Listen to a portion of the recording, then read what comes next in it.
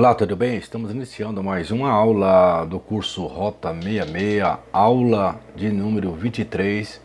É a penúltima aula aqui do livro do Gênesis.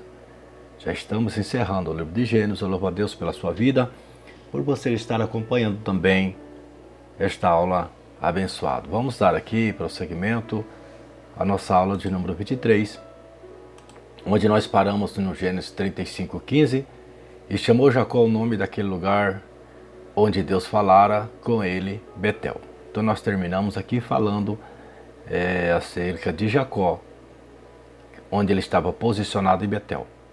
Agora nós vamos entrar na história do outro patriarca, José do Egito, uma história muito bonita, do capítulo 37 até o capítulo de número 50. Nós vamos estar falando aqui da história de José. Vamos lá.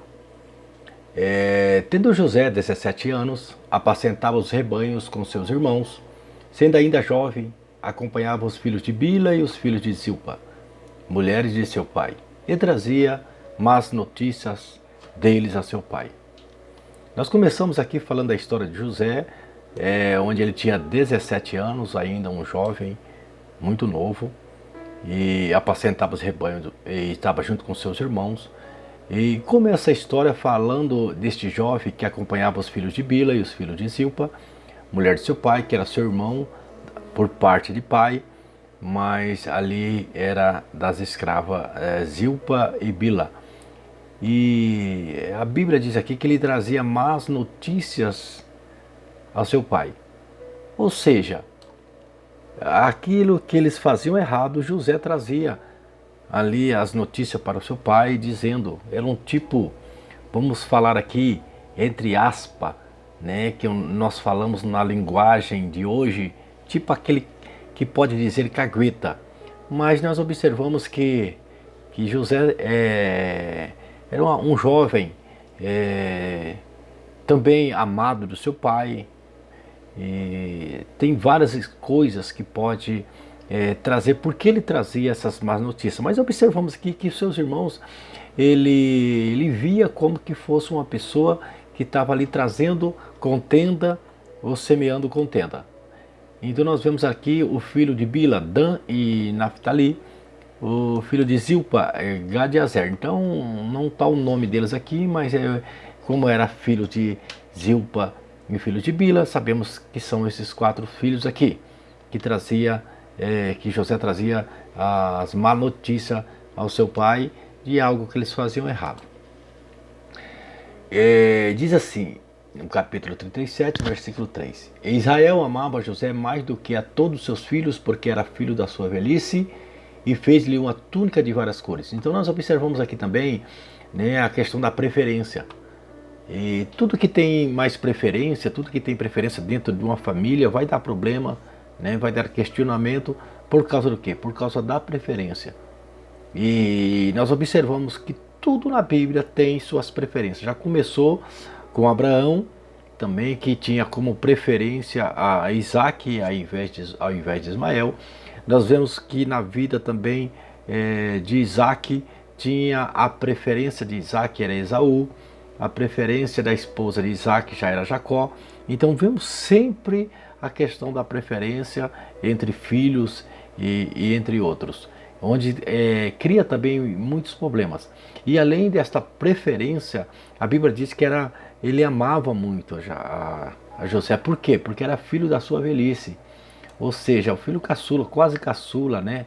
Aqui ainda era caçula, depois vai ter Benjamim. E além disso, de amar, de ter essa preferência, porque o filho caçula, também ele fez essa túnica de várias cores. Temos muitas pregações, muitos questionamentos sobre a questão da túnica de várias cores, se era a túnica porque simboliza a virgindade. Nós sabemos que essa túnica é uma túnica preferencial também. Poderia ser uma túnica de várias cores, porque ali simbolizava também o amor de Jacó por ele, por dar um presente mais caro, porque esse presente é um presente de várias cores. Por ser várias cores, é um presente mais raro e caro, né? Um presente manual. Igual nós vemos hoje, você vai comprar um pano de prato bordado, é mais caro. Talvez seja por essas razões. Mas nós sabemos que no fundo, a razão é porque nesta túnica de várias cores também tinha algo que simbolizava o amor de Jacó para com José, que era diferenciado dentre outros irmãos. Então o grande problema aqui não é a túnica, o valor da túnica, o valor monetário, mas o valor sentimental que estava ali também naquela túnica. Muitas vezes nós temos algo nas nossas vidas que o valor monetário não é tão caro, mas nós temos um valor sentimental, um valor histórico, todos os valores que estão agregados naquilo que obtemos. Nós observamos aqui também que além desses valores, sabemos também que essa túnica é uma túnica também mais cara, ali da sua época, né? Vamos seguir adiante. Vendo, pois, seus irmãos que o pai o amava mais, quer dizer, além dele amar mais, ainda ele demonstrava este amor perante os outros filhos, né? Mas vendo os seus irmãos que o pai o amava mais que a todos os outros filhos, odiaram-no. Aí vem o ódio e já não lhe podia falar pacificamente, quer dizer que a conversa deles não tinha paz. Então toda a conversa de José com seus irmãos eram conversas que chegariam a um ponto de briga, de contenda, de ódio, né? Que é a coisa mais difícil quando nós sabemos que dentro de uma família há ódio entre irmãos. E aqui o texto, a Bíblia, eu acho muito interessante, porque a Bíblia não tenta esconder as coisas que parecem más. A Bíblia não foi escrita para esconder as coisas erradas. Mas se tem algo também, igual aqui está passando, que nós vemos que é uma coisa ruim entre uma família, entre uma casa, um patriarca.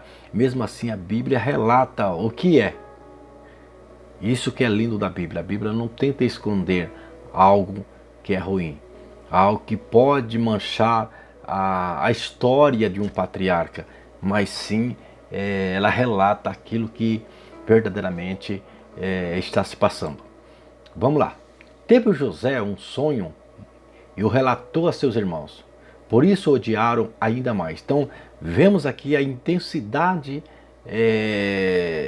do ódio, quando ele vai intensificando. Primeiro era porque ele trazia má notícia dos seus irmãos para o seu pai. Segundo, porque ele era bem mais quisto, recebeu aquele presente especial. Agora vem ele ter um sonho, e este sonho ele vai relatar a seus irmãos, talvez na sua ingenuidade. Eu não acredito que José estava relatando esse sonho porque queria ali provocar. Não, eu não vejo provocação, eu vejo muita ingenuidade, porque ele vai contar um sonho assim: eis que estávamos atando molhos no meio do campo, e eis que o meu molho se levantava e também ficava em pé, e eis que os vossos molhos o rodeavam e se inclinava em meu molho. Então ele fala que ele estava atando ali, né? E de repente molhos no meio do campo, e de repente o molho dele se levanta, e os seus irmãos, o molho dos seus irmãos, que ali simbolizava os seus irmãos, rodeavam e se inclinavam perante ele. Já havia uma questão de ódio, já havia uma questão de preferência. Agora ele vem falando, provavelmente os irmãos deve ter achado que ele estava ali, não era um sonho verdadeiro. De repente eles achavam que ele estava querendo amedrontar os irmãos, uma arma que ele tinha, ou algo assim, ou invejá-lo. Então isso provocou até mesmo mais ira no coração deles. E de repente ele sonhou outra vez, e contou aos seus irmãos e disse: eis que ainda sonhei um sonho, e eis que o sol e a lua e 11 estrelas. Ao sol, ele fala do sol, ele fala da lua, ele fala também das 11 estrelas que inclinavam a mim. E contando ao seu pai e seus irmãos, aí repreendeu seu pai e disse-lhe: que sonho é este que sonhaste? Porventura viremos eu, tua mãe e teus irmãos inclinar-nos perante ti em terra? Então, observamos aqui que José era simples, ele veio contar e observamos aqui que não era para ofender os irmãos, que ele sonha um sonho também, que o pai e a mãe também estava dentro desses sonhos. E ele contou a mesma maneira. Ele veio com a sua simplicidade. E quem revelou esse sonho aqui, pelo texto, é o seu pai mesmo que revelou. Não foi José que falou, minha mãe vai fazer isso, meu pai vai fazer isso, meus irmãos. Mas eles revelaram. A revelação veio para eles. Então o pai, ele teve a revelação e falou, porventura viremos eu, tua mãe? Ou seja, ele seria o sol, a mãe seria a lua, e ali as 11 estrelas, as estrelas ali, seria os seus irmãos? Fala de 11 estrelas. Então aí vai intensificando também o ódio. O ódio aqui vai se intensificando. Mas logo que chegou José a seus irmãos, despiram-no da túnica, a túnica talar de mangas compridas que trazia, e tomando-o lançaram na cisterna vazia, sem água. Interessante que eles fazem ali um plano para acabar com este sonho de José. Eles planejam um sonho de vingança. No capítulo 37, versículo 20, eles falam assim, vinde pois agora e matemo-lo e lancemo-lo numa destas covas e diremos, uma besta fera o comeu e veremos o que será dos seus sonhos. E no versículo 22 ele diz, também lhe disse, Rubem, não derramareis sangue, lançai-o nesta cova que está no deserto e não lanceis mãos nele. Aí a Bíblia ainda diz que ele falou isso para livrá-lo das suas mãos, né, das mãos dos seus irmãos e torná-lo seu pai. Que quando tiveram este plano, que se juntaram e falou, vamos matar, vamos jogar numa cova, numa dessas covas, e vamos dizer que é uma fera que comeu, e veremos que ser dos seus sonhos. O seu irmão mais velho, ele vai ali de frente para tentar livrar, para que ele conservasse em vida. E ele fala, não vamos fazer isso, não vamos lançar nessa cova, não faça isso. E depois eles tiveram um plano que era para vender. Ou seja, ao invés de fazer isso, vamos fazer o seguinte, vamos vendê-lo e nós vamos ficar com dinheiro e vamos falar também que ele morreu. Mas não que ele queria que esse plano se concretizasse, mas ele estava querendo livrar José da morte. Já era Deus trabalhando. Aí José vem. Quando José vem, a primeira coisa é despir daquela túnica que trazia ira, aquela túnica bonita, aquela túnica que tinha algo ali muito importante, que era o amor de Jacó, né, aquele sentimento do amor de Jacó naquela túnica, e lançaram numa cisterna. Mas a Bíblia diz aqui, Deus já começa o seu milagre, a cisterna vazia sem água. Observamos que ele poderia estar naquela cisterna, aquela cisterna ali poderia vir uma fera, poderia vir um animal e poderia devorá-lo. Mas aqui já vemos, já começa aqui a providência divina. Ele estava naquela cova, naquela cisterna, porém aquela cisterna não tinha água. Estava vazia para protegê-lo ali. Ora, sentando-se para comer pão, olharam e viram que uma caravana de ismaelitas vinha de Gileade. Seus camelos traziam aromatas, bálsamo e mirra, que levavam para o Egito. Então fala que é uma caravana de ismaelita. Quem são os ismaelitas? E passando os mercadores midianitas, os irmãos de José o alcançaram e o tiraram da cisterna e venderam por 20 ciclos de prata aos ismaelitas. Estes levaram José ao Egito. Aqui fala midianitas e aqui fala ismaelitas. Mas vem cá, é midianitas ou ismaelitas? Porque aqui fala que passando os mercadores midianitas, lançaram mão dele, tiraram da cisterna e venderam para o ismaelita. Vamos observar aqui, midianitas vem aqui de Abraão, que casou com Quetura depois da morte de Sara, que teve esses filhos, que um dos filhos é Midian. E ele teve outro filho com Agar, a escrava Agar, que teve Ismael, que foi o ismaelita. Observamos que eles eram parentes. Eles eram parentes. Então aqui eram ismaelitas que vinham de Midian.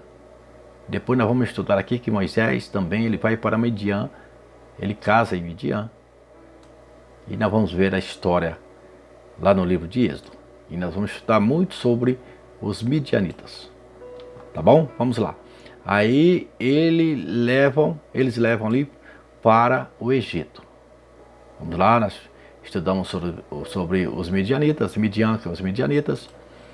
E entre mentes os midianitas venderam José no Egito a Potifar.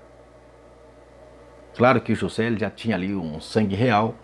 José era uma pessoa muito inteligente, muito sábia. Então os escravos sábios, de aparência boa, era mais fácil para ser vendido. E ali não foi muito difícil de vender diretamente ali para Potifar, que era um oficial de Faraó, comandante da guarda. E nós vamos observar daqui um pouquinho que ele vai para a casa também de Faraó. Vamos ver. Observamos aqui que nesta região aqui é uma região onde estava o povo de Deus, o povo de Israel. Observamos aqui que José estava aqui. Agora José vai descer ao Egito. Aqui está o Egito. Deus fala no capítulo 15 ali para Abraão que a sua descendência iria para o Egito e seria escravo por 430 anos. Agora do capítulo 15 já está se cumprindo o que Deus está falando, porque através de José que está descendo ao Egito. Foi aqui nessa região também no capítulo 12 que a Bíblia diz que Abraão, ele aqui tem fome quando ele chega aqui nessa região onde eles vão conquistar no tempo de Josué. Eles vão conquistar esta região aqui. Então ele vai para o Egito por causa da fome.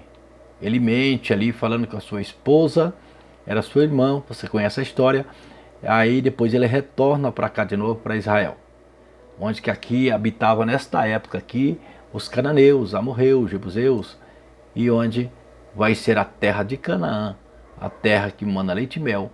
Que Deus vai entregar para o povo de Israel. E agora nós vamos entrar numa outra história. A história de Judá, Tamar e Onã. Vamos abrir um leque aqui para falar dessa história. Depois vai ser retornado de novo a história de José. A Bíblia diz que porém o primogênito de Judá, era perverso perante o Senhor, pelo que o Senhor o fez morrer. Nós não sabemos que tipo de perversidade que esse menino fazia, né? Eu sei que é uma perversidade muito séria, tanto que o Senhor o matou. Então disse Judá a Onã: possui a mulher de teu irmão, cumpre o levirato e suscita descendência ao teu irmão. Capítulo 38, versículos 7 e 8. Então a lei aqui é o do levirato. Que lei era esta? Que lei era esta? Nós observamos que quando nós chegarmos lá no livro de Ruth, vai falar sobre essa questão também, né, de Malom, esposo de Ruth.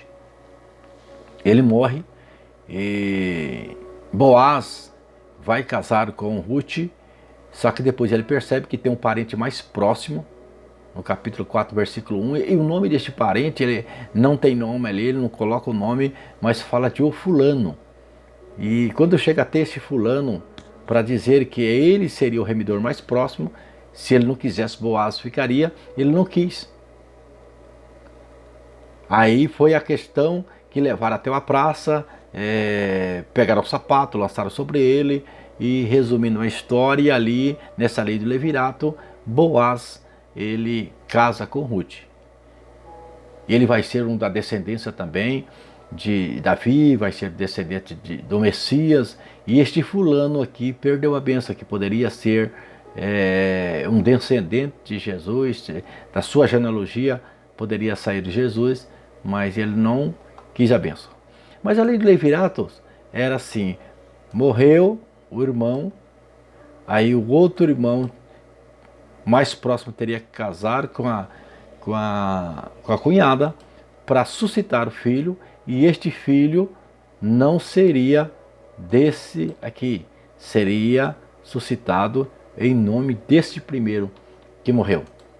Que diz lá em Deuteronômio 25, 5 ou 10. Quando alguns irmãos morarem juntos e algum deles morrer e não tiver filho, então a mulher do defunto não se casará com um homem estranho de fora. Seu cunhado entrará a ela e a tomará por mulher e fará a obrigação do cunhado para com ela. E será que o primogênito que ela der à luz estará em nome de seu irmão defunto, para que o seu nome não se apague em Israel. Porém, se o tal homem não quiser tomar sua cunhada, subirá então sua cunhada à porta dos anciãos e dirá: meu cunhado recusa suscitar a seu irmão nome de Israel. Não quer fazer para comigo o dever do cunhado. Então os anciãos da sua cidade o chamarão e com ele falarão, e se ele ficar nisso e disser não quero tomá-la, então sua cunhada se chegará a ele aos olhos dos anciãos, ele descalçará o sapato do pé, ele cuspirá no rosto e protestará e dirá: assim se fará o homem que não edificar a casa de seu irmão. E o seu nome se chamará em Israel a casa do descalçado. Esta era a lei do levirato. E aqui estava acontecendo esta lei do levirato. Aí, sabia porém Onã que o filho não seria tido por seu, e todas as vezes que possuía a mulher de seu irmão, deixava o sêmen cair na terra, para não dar descendência a seu irmão.